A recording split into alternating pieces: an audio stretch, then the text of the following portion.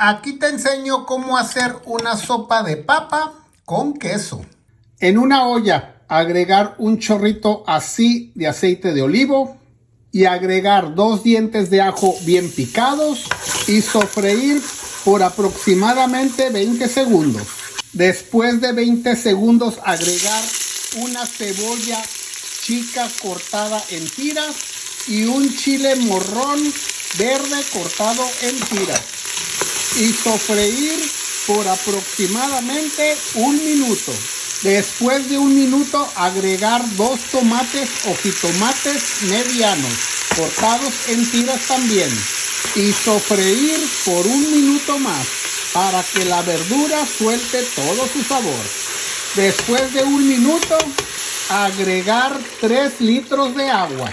Y para darle sabor, media cucharada de sal o al gusto, media cucharada de consomé de pollo o al gusto y media cucharadita de pimienta negra. Revolver muy bien y esperar a que empiece a hervir.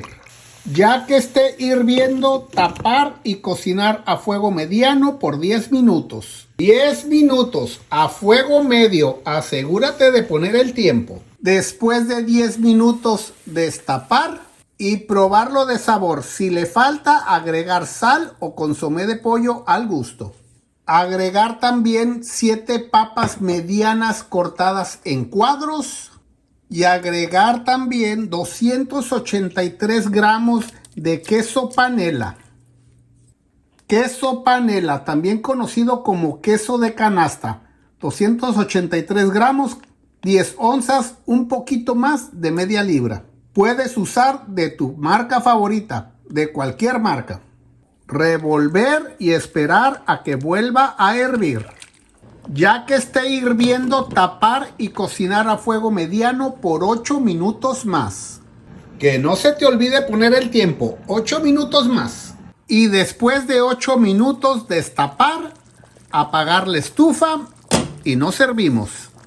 Y así quedó esta deliciosa sopa de papa con queso. Está bien deliciosa para que te animes a cocinarla.